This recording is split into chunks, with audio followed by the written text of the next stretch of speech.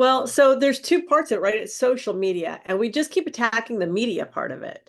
And we forget the social part of it. We forget to let people in. And so the things that you reveal about yourself personally will have an effect on your business because people are wanting to do business with the people they know, like, and trust. How will they know, like, and trust you if you never let them into who you are personally, if you're never social with them?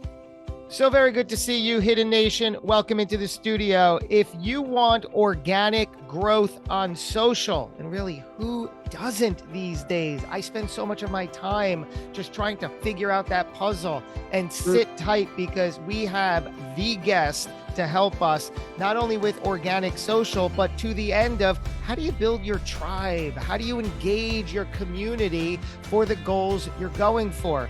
It's Robin Wilson. She's the founder and creator of a really neat app currently designed for the automotive industry, but the principles are just for anybody. It's called Social Grenade. Robin, so good to welcome you to the program and see you again.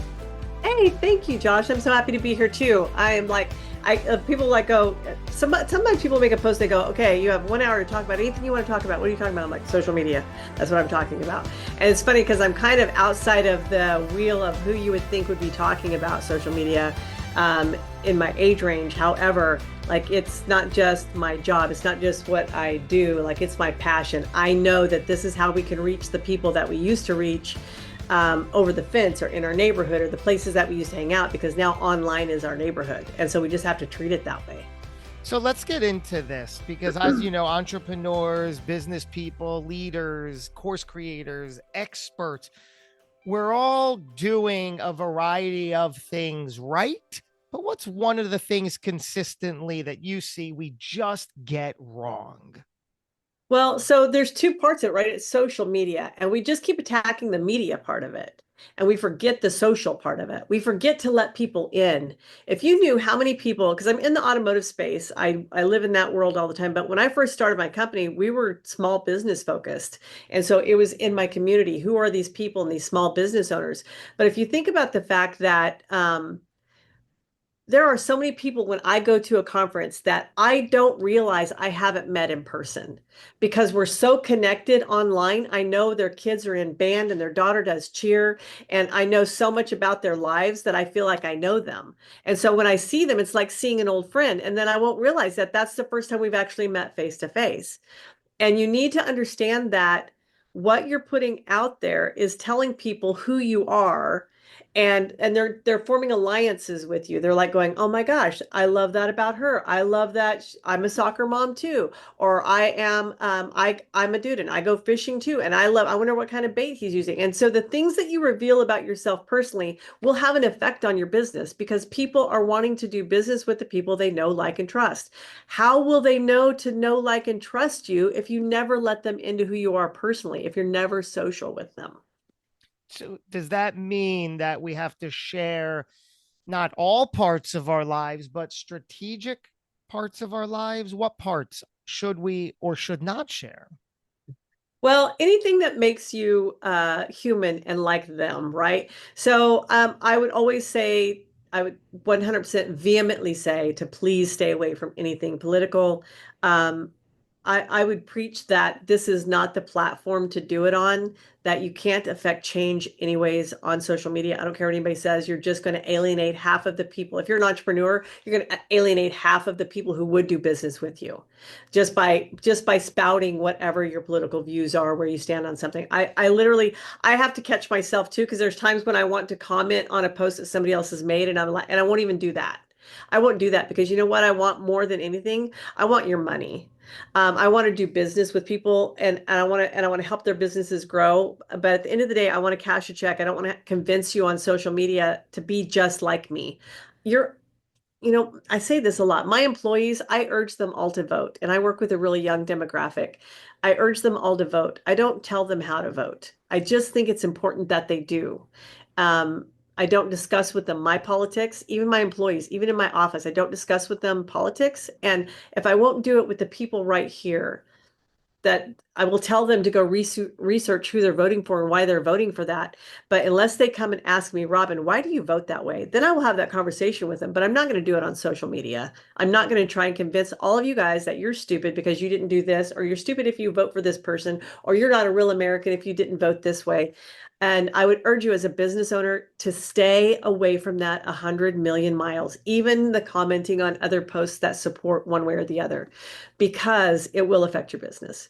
But I will say, let us in on the stuff that brings you joy. Let us in if you feel comfortable sharing things about your family. We all want to know that. If you have a pet, everybody wants to know what your dog's name is. What does he do? Did he eat the trash? Did he destroy something again? Does, that cat that you have literally, is it knocking all of the food off the counter again? Those things that we all want to align with, because we also have those pain in the rear animals at home that are doing the same thing to us. It brings us joy to see you living in misery as well. It brings us joy to see your big fur baby, just going on a walk with you. Those things, let them in, because people will form an alliance with you. Oh my God, he can't be a jerk. He has a dog. You know what I'm saying? And they make assumptions about you based on the things that you share. So yes, be strategic. If you think about the fact that 85% of Americans have a pet of some sort, whether it's a bird or a gerbil or a dog or a cat or a lizard or a snake, they all have a pet, something they love. And so that's always a common ground with people. You'll always get a big return on that. Um, and then what hobbies do you have? Do you bowl? Does your kid play softball? Do you fish? Do you hunt? Are you a fashionista? Are you a foodie? What are those things that a lot of people they have commonalities with, and share those bits and pieces along with what you want them to know about you. So these are the things that will get them interested in who you are as a person. And then you go, and I also have this shoe store over here. When I'm not making, my most famous pasta in the whole wide world, I'm doing this thing at my store. We just got this new shoe in. Isn't it adorable? So you get to bring them together. Or maybe you're wearing the shoe while you're making the pasta. I don't know, but think about bringing those two things together. I like the variety of what you should and shouldn't share. Let's go back to the politics for a minute. Sure. Easy idea here. What do you say to the person who hears that and says, but I feel so strongly about it, but how can I stand on the sidelines and quote, let it happen? Well, you can really only affect change in your own community, I believe. I believe that there's enough money going out there to sway people online one way or the other. So if you feel that strongly about it, I would urge you to get involved in local politics and what you can do locally in your community, one way or the other. I would just I mean, if do you feel strongly enough to lose 50% of your income? Right. That's the personal question you just have to ask yourself, Yeah, right? and Like, if you do, move forward. And I mean, if you only want to do business with a red group of people, fantastic. If you only want to do business with a blue group of people, then move forward and you're okay with that, because that's what's going to happen. And I hate that it's like that right now, that people would be like, ugh, they're such a conservative, or ugh, they're such a liberal. And now they're tainted about doing business with you, when they should just really fall in love with you as a person, without all of the garbage that comes with that. And I'm very opinionated in my political views. I can promise you that. But you cannot go on my social media and find out what they are. it's wonderful. You can sit in my office and I will tell you. I will tell you, and I'll probably cuss a lot. So, but I'm just telling you, you can't go and look at anything on my social media and know which way I lean. So we've spoken about some of the things to avoid, what to really double down on for the social and media aspect, with the goal, let's say, of yes, making more sales, growing your business, but also, as you say, building a tribe, a community. What needs to happen for that to happen, or is it just an organic result of what you're suggesting we do? No, I think really you kind of have to sit down and go, who is my demographic? Like, what pockets of demographics do I have for my business? So, um, depends on what line of business you're in. So I occupy the automotive space, and everyone's like, oh, well, everybody's our customer. Okay, well, if you're talking to everybody, you're talking to nobody. So if you're doing what the normal typical dealership does, and we can bring this back to your businesses as well, and you're like, hey, this is the Nissan Versa for $199 a month, blah blah blah blah blah, and you post that post out there, and then the next one is a Ford F-150 truck for whatever. It's like I always liken it to like every big city has a Martin Luther King Boulevard, right? Every town I've ever been in has one. I liken it to like a busy day in that town, and you're just driving down the road with your window rolled down, and you're just yelling at the people on the sidewalk. We got the Nissan Versa for $199 a month, blah, right? You don't know if any of these people are even in the market, if they even like Nissan, if they have six kids and a Versa is not going to work. But you're just yelling at the wind. And so when you do that without a strategy behind it, then you're kind of screwed. So if I wanted to sell a Nissan Versa and that low monthly payment was the thing that I thought people would be interested in, I would think about the post that goes before that post, right? Because I want to create a tribe. So the post that goes before this one, I would think about who the ideal customer is for that Nissan Versa. Is it first-time car buyers that really need that low payment? Is it college students that would probably fit into that demographic? Who are these people that typically will buy this Nissan Versa? And then I would make a post that speaks to them and would call them out as a tribe, right? And so let's say that we were going to target first-time car buyers or college students, right? Like those are the people that we wanted to get into this funnel that I'm gonna create before I make this post. Then I would think about what was interesting to them. What is interesting to college students or first-time car buyers? So it's like, what could I make that could entice them to participate with me on a social media post? And so it may be something as simple as I'm spitballing right here, but so let's say that um,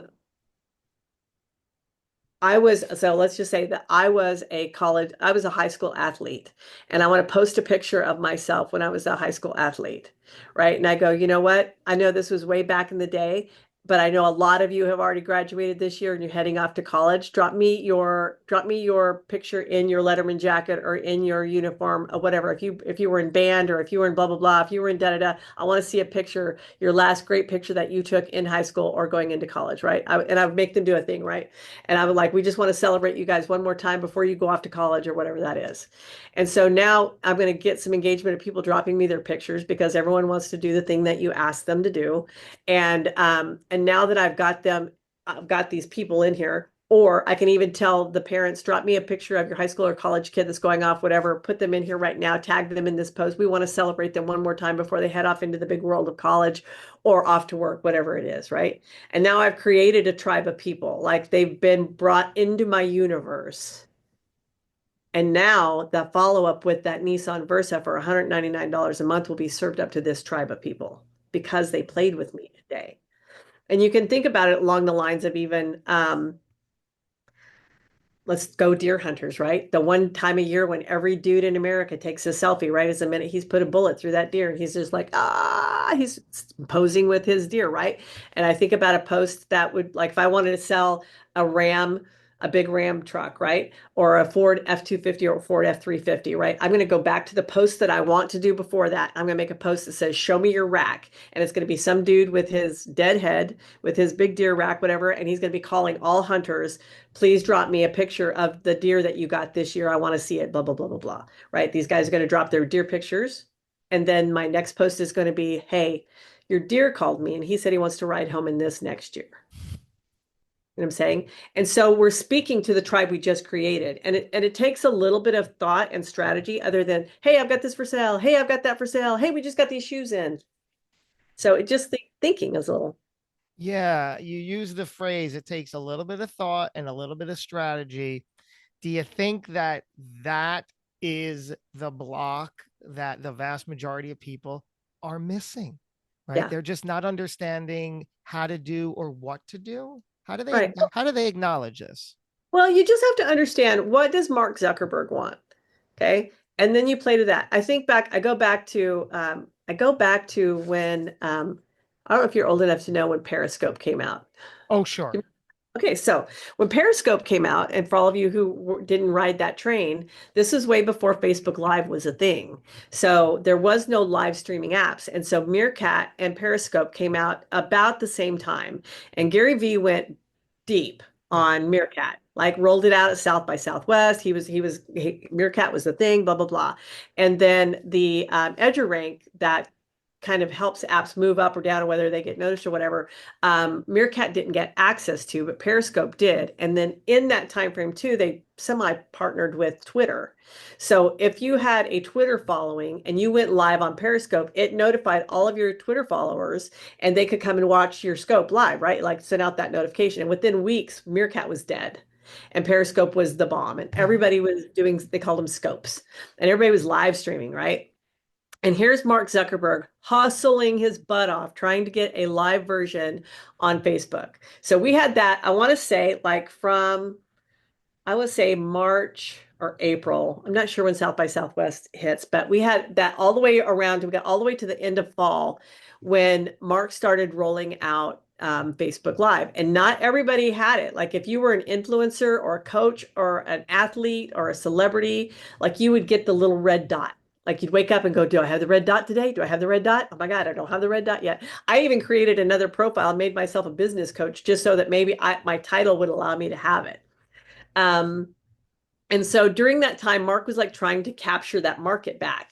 And when he did, he rolled it out like in small groups. And I'm sure it was because, like, if he turned it on to all of his users, he didn't have the bandwidth to carry that much live streaming.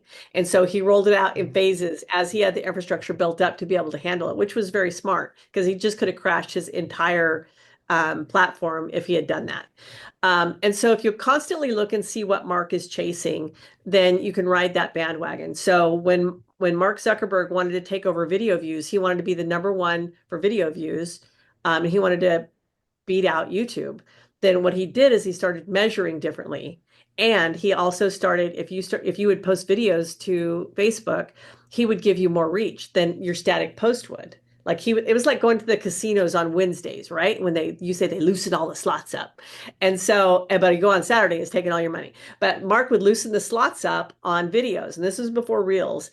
So if you posted a video because he wanted to have video views, he would give you way more reach because he wanted to take over YouTube for video views. And then he started measuring like 3 seconds was a video view. And if you remember back in the day, you had to click it to make it even start playing. So then he stopped that. So then it started playing as it came through. But if you wanted to hear it, you had to tap it, right? We've gone through all of these progressions as we watched Mark Zuckerberg take us. So right now, Mark Zuckerberg has an ad machine, like he has a money making machine. And the longer he can keep you on his platform, the more ads he can serve you up and the more ad revenue he can collect. Mhm. Okay. So think about this as a business owner. I want all of my followers to stay on this platform as long as possible. If I can put out engaging content that you will play with, even if it's something as simple as the brownie question, right? Are you a center brownie person? Or are you a corner brownie person, right? Something as simple as that people will be like me, I'm a corner brownie. I will throw the rest of the brownie away. All of the rest of the brownie, except for the four corners, I will throw away. I will not eat that goopy crap. And people have opinions and they want to play and they want to tell you why they love it, right? And then you serve up that whole thing. And then the next day you make them a post about, like, let's say you have a home goods store or whatever, and you're like, you know what? We just got in these amazing brownie pans and blah, blah, blah, and these oven warmers, blah, blah, blah. You know, I'm saying you're following it back up with something. But the longer they can stay on Mark Zuckerberg's platform, the more reach he will give every bit of your content.